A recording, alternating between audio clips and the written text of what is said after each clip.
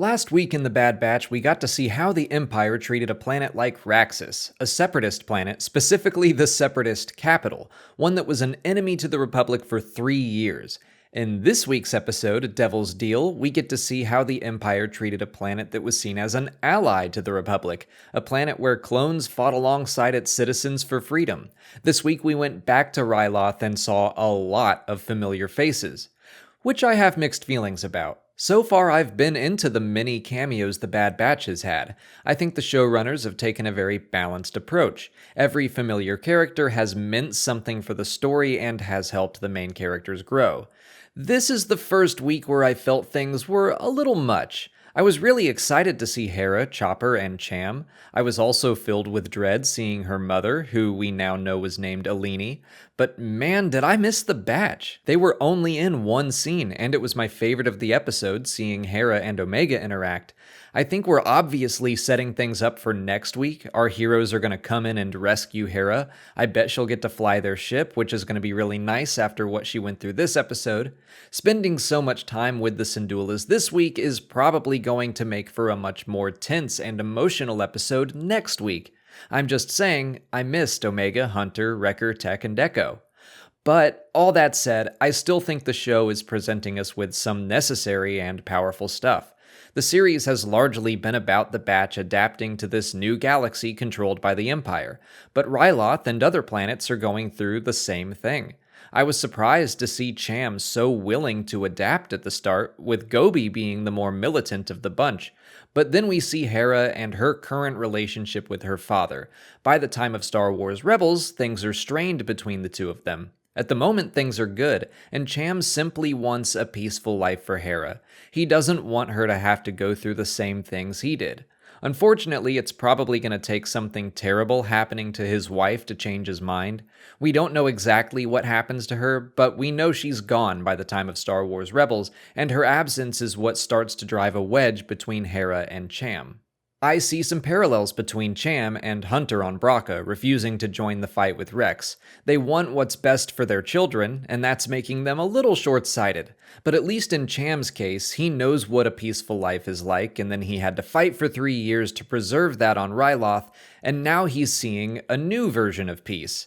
I really like Eleni's line about whether or not they can accept the Empire's version of peace. It fits very well with what I see as a major theme of this series, not only adapting to new situations, but knowing how far you're able to adapt before deciding you can't accept something and standing up for what you know is right. I think Cham knows deep down that the Empire is up to no good. And if we talk about Cham, we have to talk about Orn Free Taa. He's the primary person making the deal with the devil that the episode is named for. Cham points out that Taa has always put his own interests above the well-being of Ryloth and its people. He doesn't seem to mind the Empire's presence as long as he can hold on to some power and comfort. So he's made a deal with the devil in that sense, but he also works with them to undermine Cham, who he has always seen as a political competitor. But that leads to his death, or attempted assassination, I'll get back to that in a second, because the Empire doesn't care about Orn at all. They use him to stage his own assassination and frame Cham for the act so they can tighten their grip on the planet even more. They can keep their Dunium mining facilities going, which is a metal used in the Death Star, by the way. But Orn Free Taa's potential death does bring up some canon complications, because the Senator is seen alive and well in the book Lords of the Sith, which takes place about 5 years after the Clone Wars. I do think for the purposes of this episode, Taa is meant to be dead, but Rampart's line about arresting Cham for the attempted assassination leaves things open for his survival. I know that sounds far-fetched, and I'm rolling my eyes at it myself, but we just saw Cad Bane had survived his own headshot.